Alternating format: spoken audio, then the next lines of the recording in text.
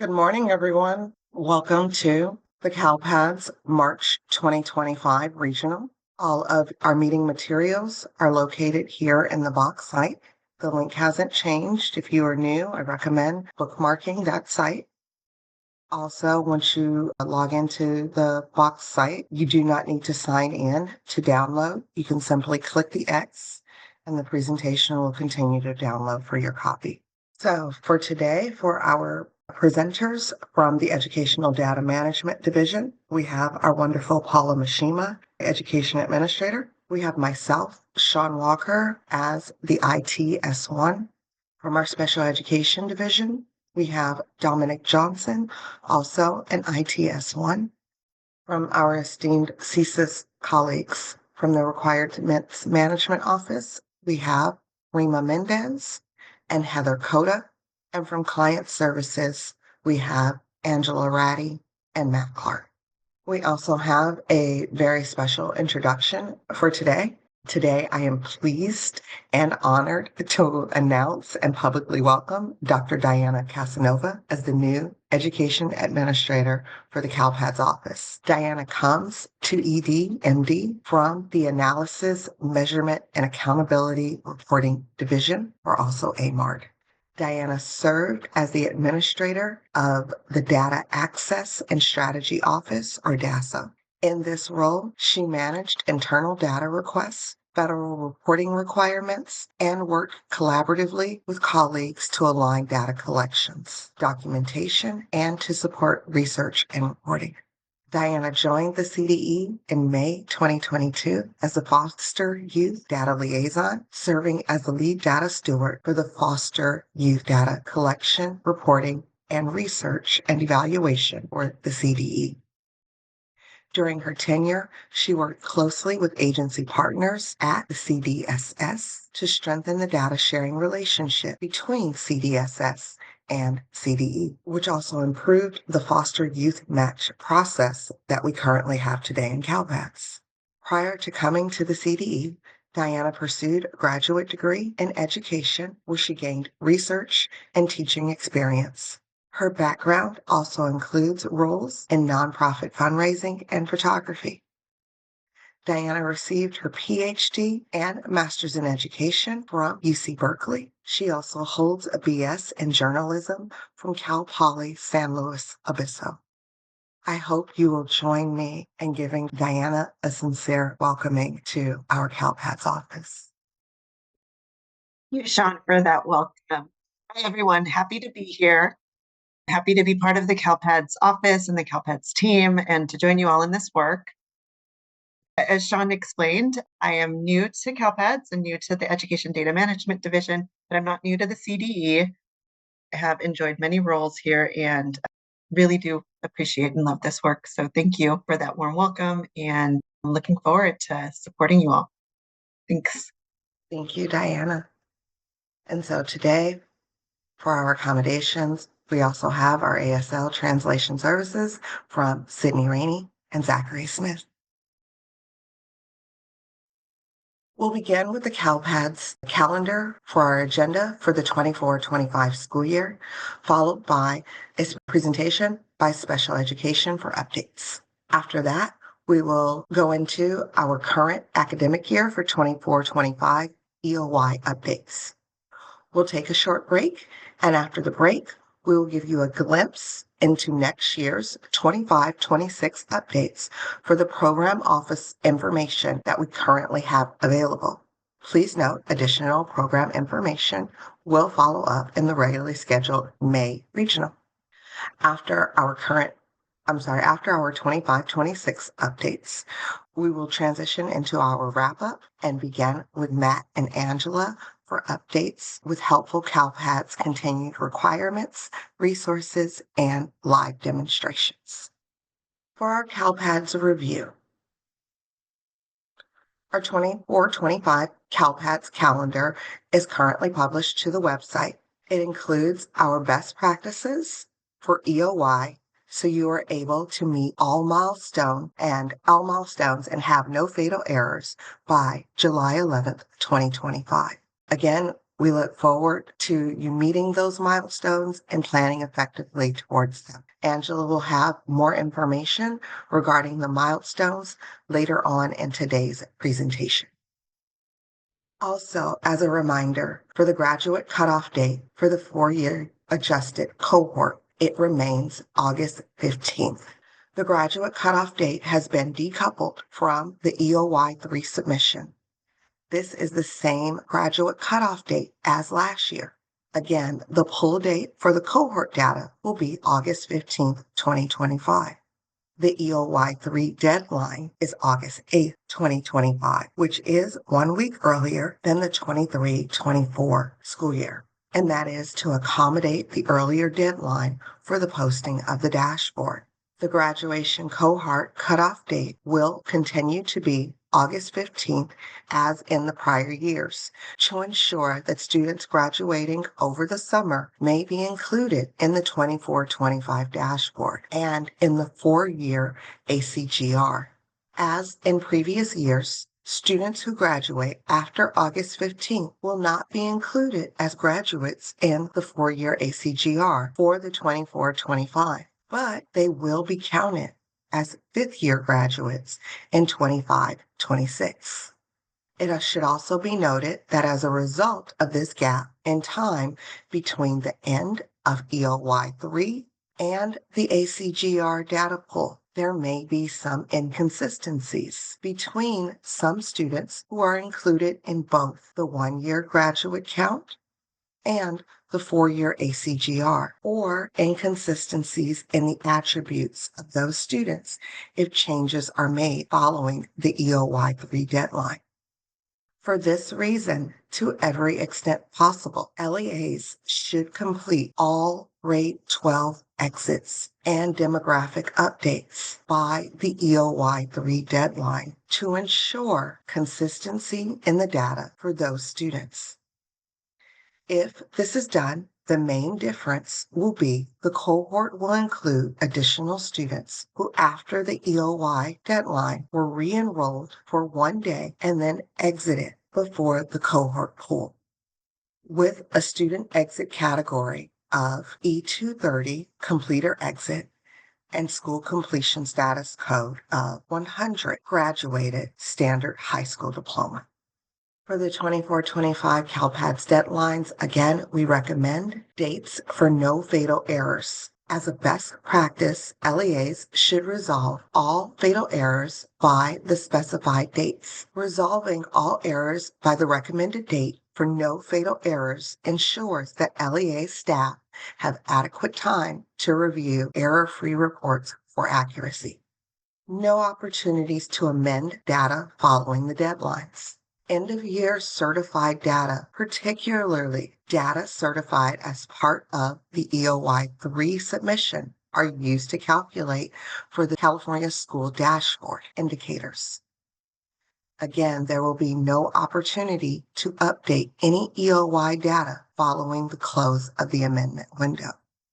I'd like to ensure that you remember that this information is all located in CalPADS Flash 290. With that, I will now turn it over to Dominic Johnson, our ITS1 for the Special Education Department, to be able to provide you with some important updates. Thank you, Sean. Good morning, everyone. First off, the spring 2025 special education data roadshows have been announced, I suppose. These links are all active in the PowerPoint, the document that you're able to download from the CDE box site. So please be sure that your special education data administrators and colleagues are aware of these. We're hosting up and down the state, so hopefully you can find a roadshow close to you. Wanted to talk a little about reporting restraint and seclusion. So the CDE collects restraint and seclusion information for students either in general education or special education to fulfill the statutory requirements of Education Code Section 49005.1.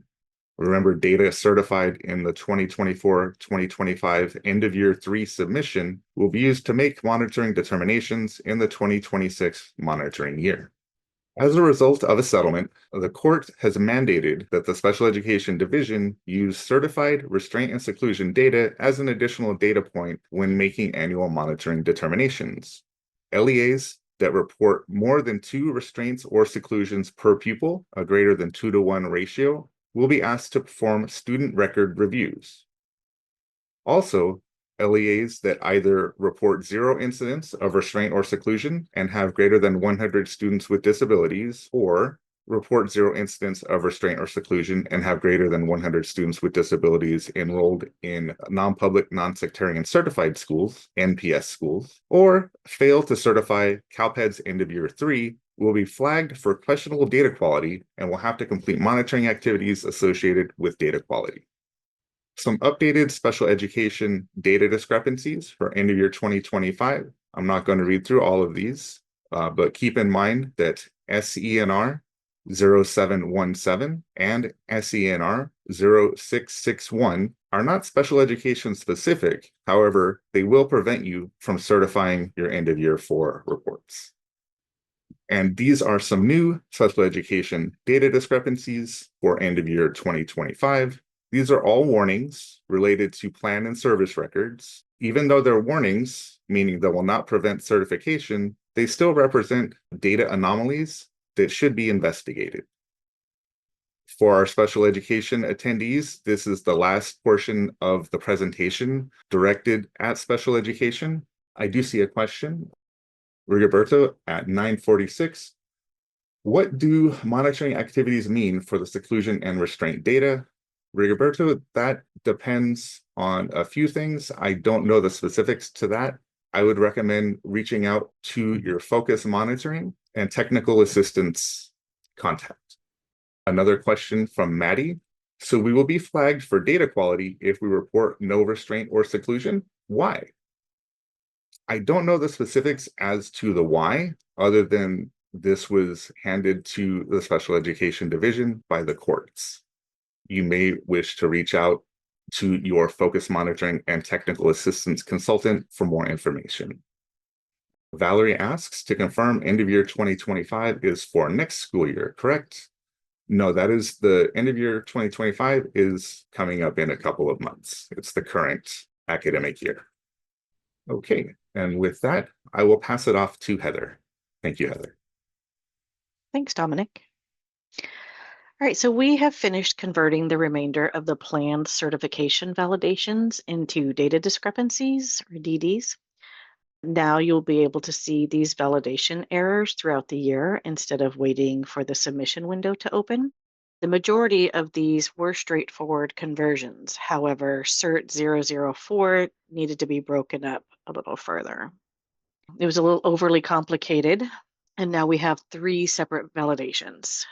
One of these is to check for a missing overlapping SIMP record, and that just means no record at all. One new validation is to check for valid race data, and the third one is to check for valid ethnicity data. So now you'll have 3 separate validations with clearer messaging about what exactly is incorrect about your ethnicity race data. All right, so these next few slides show the converted CVRs that are now disabled and their corresponding DD CDDs, which will be visible on both the data discrepancy UI year-round, as well as the certification UI during the active submission window. This includes the warnings as well that will appear in both places now. There's still a handful of CVRs in place that can't be converted, so those will only be visible on the CERT UI during the submission window when it's open. No questions just yet, Okay. Heather, while people might be typing. I just want to reiterate to everyone that this information will be coming to you very soon in a flash. So that way you'll have it all detailed there if you want to share it in a more blurb fashion with your colleagues that may need to know for corrections to your corrections, for processing changes within your LEA, for the collection of the data. Also, yes, it will be posted in the error log for updates as well there too, and we'll convey to you all when that information is posted per the flash. Okay, so we'll continue to move on. Thank you so kindly, Heather. For our 24-25 EOY 1 through 3 updates. For our long-term English learners, since the 2024 dashboard marked the first inclusion of LTEL data, it was ultimately decided to implement the new subgroup and group in CalPADS through a two-phased approach. At the last CalPADS regional meeting in September 2024, we were still in the initial phase of analyzing LTEL business rules in collaboration with the CDE program area as they were finalizing the rules for the 2024 dashboard. Following further discussions, the two-phase approach was established to minimize potential errors in certification reports that could arise from adding LTEL information during the EOY cycle, ensuring that users can certify existing EOY data without disruption. So for phase 1, which will occur during the spring of 2025, and for that we mean April and May, the initial phase will focus on ODS data and enhancing the visibility through the cohort reports and the center extract. The following modifications will be implemented. For cohort reports 15.1, counts and rates, we've added the LTEL indicator filter. For report 15.2, cohort student lists, we've added the LTEL filter and the column for yes or no. Within the cumulative enrollment extract or the center extract, we've added the provisional LTEL start date, ELA status start date, student initial U.S. school enrollment date for K through 12, and the earliest SCNR enrollment start date and earliest EL status start date. To help ensure that field 2.36 student initial U.S. school enrollment date for K through 12 is populated for EL students, LEAs should consider the following strategies for the next school year. Upon registering a new student to a California public school, collect the student's U.S. initial school enrollment date for any student whose ELAS is to be determined. LEAs are reminded that the date should be the date that the student first entered a U.S. school in grades kindergarten through 12th grade. Remember, for California, kindergarten is inclusive of grade TK. This date should not be the date the student first entered into preschool. For students transferring from another California public school, upon registering those students, LEAs should always review if they have an initial U.S. school enrollment date already populated in the student information or SIMP record in CalPADS by a prior LEA. To facilitate the transfer of this data to the new LEAs, your SIS is able to complete the SSID extract that was updated to include the student initial U.S. school enrollment date field. Therefore, LEAs can either update their SIS with this information using the SSID extract, which includes the initial U.S. school enrollment date, or you can view the initial U.S. school enrollment date in CalPADS in the Student Detailed Demographics container under the name Initial U.S. Enrollment Date and populate that date into your SIS. Please note that this information is listed again in Flash 272. For our new supporting extract for county authorizers, for report 1.22, the graduate and completers count. This information has previously been accessible for LEAs. However, for CAs or county authorizers, the report view, we've updated this supporting extract for 1.22. The extracts were created a few years ago as a way to help larger LEAs pull their data outside of the normal reporting structure. Since the reports take a long time for larger LEAs and often time out, This extract serves as a way to mitigate around that issue. Again, for report 1.22, the graduates and completers count. The report includes a supporting extract. It also includes addresses similar performance challenges, and you'll be able to pull it under extracts, go to supporting extracts, and then under your EOY 3. For the certification report for 14.2, the student absences student list. Currently, Snapshot Report 14.2, as well as the definition used in the 2023 dashboard for the chronically absent or accountability column, represented the percentage of KN through 8th grade students who were absent for 10% or more of the instructional days they were expected to attend. For CalPADS reports 14.1 and 14.2, it includes the TK students by default. However, to align with the 2024 dashboard for the chronic absentee indicator that now includes TK through 8 for 14.2, the chronically absent accountability column will be updated to include TK students. Please note, while the chronic absentee indicator for the dashboard is an indicator for schools serving grades TK through 8, the chronic absenteeism rates for high schools may be accessed on DataQuest, since it reports these rates for all grade levels, TK through 12.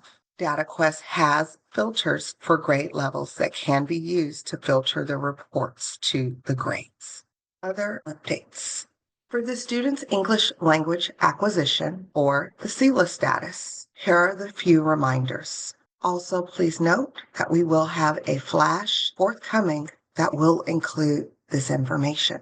For the CELA status reminders 24-25 summative LPAC or summative alternative LPAC, it ends May 31st, 2025. Students will no longer be able to use 23-24 results for reclassification after May 31st, 2025 for students who may be reclassified based on their 23-24 summative LPAC or summative alternative LPAC scores. We recommend testing them no later than May 15th, 2025. This will ensure that all eligible students are tested as required by law. We recommend testing these students later in the testing window if they are close to meeting the reclassification criteria and may be reclassified before May 15th. This approach helps prevent unnecessary testing and reduces the need for cleanup through the STARS reporting process within TOMS. However, if students have not met all 4 reclassification criteria by May 15th, LEAs should proceed with administering the summative LPAC or summative alternative LPAC to ensure compliance with the testing requirements. Quick reminder that students' ELAS statuses are sent from CalPADS to ETS for population in TOMS on a nightly basis. For students who were reclassified to RFEP or reclassified fluent English proficient, it is critical for their ELAS to be updated to RFEP in CalPADS within the appropriate status start date by May 15th. Students with a status of EL in TOMS on or before May 31st and who have not taken the summative LPAC or summative alternative LPAC will count against the LEA's LPAC participation rate. Updating CalPADS by May 15th using the 23-24 summative LPAC or summative alternative LPAC scores with the student's RFEP status will ensure that RFEP statuses are in TOMS well before the May 31st deadline, so your participation rate calculations are not impacted. If the LEA determines the student does not meet all 4 criteria by May 15th to be reclassified, the LEA will still have time to administer the summative. Remember to assess TBD students with initial LPAC within the 30 days of enrollment for students with an ELAS of TBD.